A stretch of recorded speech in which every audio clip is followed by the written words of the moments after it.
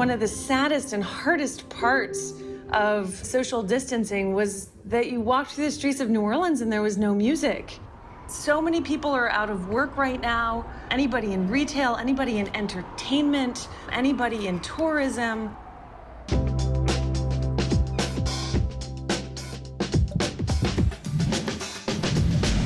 Welcome back to Healthy Communities News.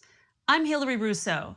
Today, we're talking to folks in New Orleans, which has been hit hard by the COVID-19 pandemic.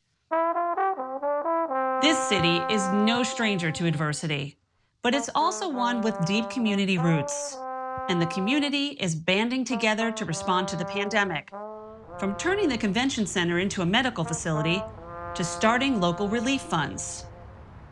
Right now, it may be a difficult time in New Orleans, but we are strong. When we get knocked down, we find a way to get back up.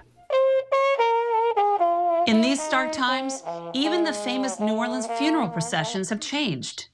One of my store managers, she's lost her husband, her mother, her brother-in-law, and her sister-in-law in a 2.5-week time period. We did kind of like a drive-through parade for her. That's the kind of city that New Orleans is. We want to reach out, hug you, hold you, and tell you it's going to be okay. But we can't do that now. This city saw an early spike of COVID-19 and had to quickly spring into action. To ward off a potential overflow of patients, the city retrofit their convention center as a backup medical monitoring facility. The plan was a patient who still required some oxygen but was generally getting better could be transitioned over to the convention center to make room within the hospital so they could focus on the more acute patients. We had to have a way to be able to acquire patient prescriptions in a timely manner. So the state teamed up with CVS to be able to provide pharmaceutical services to our patients. And it's been working out really well. We really didn't have a model for doing something like this. At first, we were going to be based in the convention center itself, and then the COVID hospital beds actually needed the space. So they set up a separate all-volunteer unit inside the Canal Street CVS. I explained the initiative that we were trying to do with CVS and supporting the convention center, and I had multiple people text me afterwards, hey, I'd love to help, how can I help? Anything I could do to help people during this time, I would love to do it. I'm happy to be a part of it. They're continuing to work all their normal shifts, and in addition to that, they're coming in and helping with this as well. So they're definitely going above and beyond to take care of the community.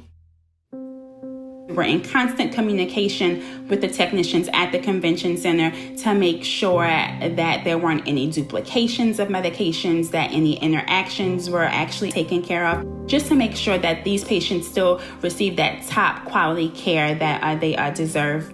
We deliver prescriptions to people that are in the cold zone inside the convention center, and then from there, the prescriptions are distributed to the hot zone where the COVID positive patients are. In addition to the scripts that are being filled for the convention center, we're also filling prescriptions for the homeless population that's being housed right on the side of the convention center. Local leaders appreciate the critical role pharmacies are playing. Congressman Cedric Richmond of Louisiana's 2nd District said, now, more than ever, we are leaning on the expertise and support of our pharmacists who are working tirelessly on the front lines of this pandemic. While tests were limited in the initial stages of the pandemic, sites like the New Orleans Convention Center facility have ramped up access. We teamed up with the lab at Tulane University, so we're able to swab our patients. We were able to acquire rapid testing. We get test results within 24 hours. Dealing with challenges like hurricanes has given community leaders experience that's proven to be critical. Where it differs is with a hurricane, at least we know it's supposed to land on one day, it'll be here, and then we're able to move on. With this pandemic, we have not moved on. Months in, there are still a lot of unknowns and uncertainty, and I think that's what makes this different. But one thing hurricane preparation has done is give community leaders lots of practice in working as a team. When something big like this happens, people come to the table and they already know each other. These relationships are already in place. and people already work together well, and it makes a really big difference. Residents, too, are stepping up to the challenge and supporting one another. I have had my neighbors drop off dinner. We all check in on each other and make sure that everybody's doing okay and see if anybody needs anything. There's the hashtag out that's NOLA Strong. We're a strong community. We're going to take care of each other. We're going to get through this, and we're going to get through it stronger than before. I have no doubt that's true.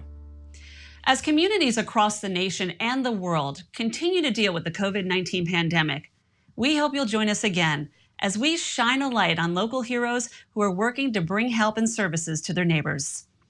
Be well.